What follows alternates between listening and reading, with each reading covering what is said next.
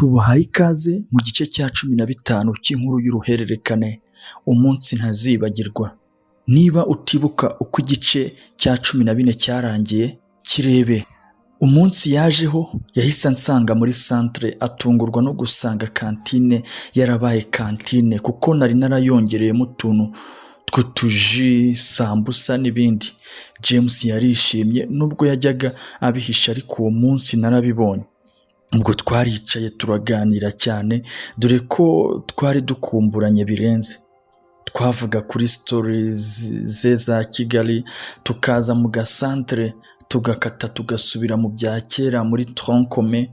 Mood yari nziza pe. Ubwo tukiri aho, hari umwana w'umukobwa wari wambaye uniforme yo ku kigo cyacu, ariko nibwo nari mubonye. Ubwo James nk'ibisanzwe yari yamurangariye. Uwo mwana arakomeza araza, ashyira bag kuri comptoir yari ihari, nanjye ndahaguruka ngo mwakire. Uwo mwana: mufite amata?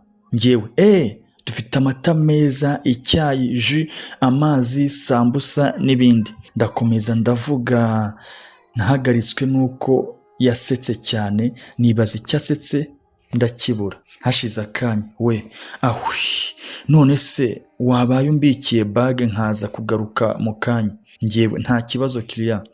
Ubwo yongeye gusekamo gato, ahita asohoka n'ingendo nziza yatumye James ahaguruka akajya guhengereza mu muryango kugeza aho yarengeye. Njyewe: ariko bro, kweri nawe uranshimisha. Ubwo kwihangana bikaba biranze rero. James: bra, uriya mwana mugabiye sine yanjye izajya imukamirwa. Uzi ko igihe yaziye ntigeze mpumbya, namurebye amaso yanga kumuvaho. Njyewe: gusa ni mwiza byo uriya mwana w'umukobwa, nta kimana n'ababyeyi be batamuhaye. James: ahubwo Imana imfashe nongere nirebere. Njyewe ndaseka: none se urabona adasize bag hano? James: bro, uzi ko nataye umurongo. Ubwo twakomeje kuganira ku mwana Imana yihereye uburanga butangaje wari uje kubitsa bag. Hashize akanya tubona aragarutse, ahubwo yari anasanze tumuvuga habuze gato. Duhita duceceka. James atangira kwiririmbishwa uturirimbo twa fake. Ubwo uwo mwana w'umukobwa yahise yicara mu nguni hirya, nanjye njya kwakira umukiriya. Njyewe: mwahisemo gufata iki se? Harya ngo mufite iki? Njyewe: dufite amata meza, icyayi, jus, amandazi, sambusa n'ibindi. Mbona yongeye guseka cyane, ntangira kwireba ngo ndebe ko wenda nahindurije nk'umupira, ariko nsanga nta kibazo. Ubwo uwo mwana w'umukobwa yahise ambwira: mana yanjye, nzanira jus basi. Njyewe: n'agasambusa se? Araseka: oya. Njyewe: none se murafatisha iki? Nako mumbabarire, nari nibagiwe ko mufatisha amaboko. Araseka: ariko wambabariye ukareka kunseka koko? Njyewe: mwihangane, nako mumbabarire. Araseka: nta kibazo, ngaho zana na sambusa 3. Ubwo nahise ngira vuba vuba, nzana jus, ndeba n'agasahani nshyiraho sambusa 3, ndaza nshyira ku meza. Ubundi nsubiraho nari nicaye njye na James. Hashize akanya tubona arahagurutse, azanye ka gasahani kari kariho sambusa. Mwakire dusangire. Ubwo njye na James twaguye mu kantu turarebana, ubundi buri wese afata kamwe, turamushimira asubiraho yari yicaye. Ubwo hahise haza abandi bakiriya benshi b'abanyeshuri, mva mu byo kwicara ntangira kubakira. Basa nkaho bagabanutse, wa mwana w'umukobwa wari wambikije bag arahaguruka araza arambwira: wakoze cyane, ngaho mpa bag ngende. Njyewe: namwe murakoze, muri abakiriya beza. Kugira ibyubahiro birenze. Njyewe: sinzi, ubanza ariko navutse. Ni byiza. None se ufite telefone? Njyewe: yego. Wantije gatozi? Njyewe: nta kibazo. Ubwo nahise muhereza kaga telefone kanjye. Hashize umwanya aba arayinsubije, ntungurwa nuko basi adahamagaye cyangwa ngo yohereze message. Murakoze. Njyewe: namwe murakoze. Ubwo nahise muhereza bag, akora mu mufuka akuramo akanoti k'1,000 arampereza, nanjye nari bumusubize 300.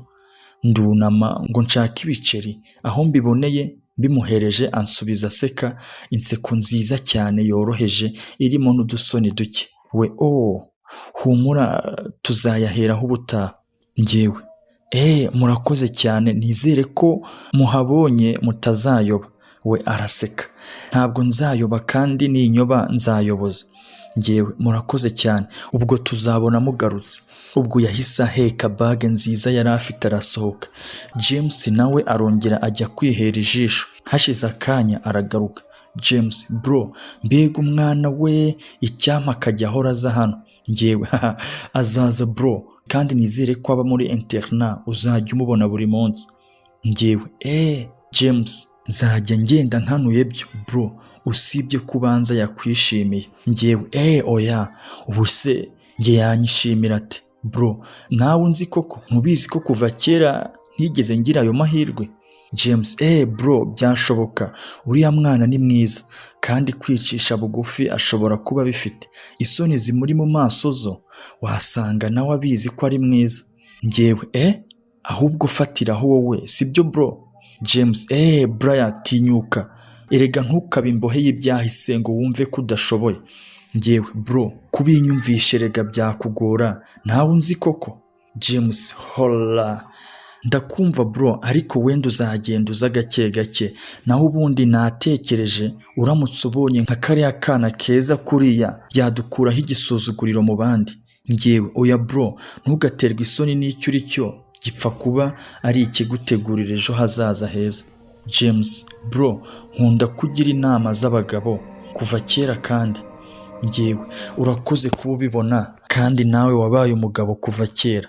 Bro, rwose kuhaje, wenda umunsi umwe tuzaba abagabo, tubona abana b'abakobwa nka bariya, natwe badukunde, tugire ibyishimo biva muri ndagukunda. James, ariko ubundi bro, nkubaze, buriya ntujya wumva ushaka akana k'agakobwa mungana hafi yawe? Njyewe bro, kubyifuza ntibyabura, ariko nawe urabizi ko ntakwirirwa mbitindaho. ubu icyo nshyize imbere ni ukubaho uko byagenda kose, naho mbonye unkunda nubwo byamugora gukundana n'uwiga kumusekera, nabishimira Imana rwose. James, man, umunsi umwe nzishima wabonye akana mureshya kagutwaza imbago y'ubuzima. Njyewe uti tureshya? Thanks kunyifuriza ibyiza. James, ahubwo cyagiye nkubwira iby'umwana twahuriye muri bisi dutaha, nibagiwe kuguha raporo. Njyewe ushatse kuvuga ko se? Aha niho dusoreje igice cya 15 cy'inkuru y'uruhererekane, umunsi ntazibagirwa.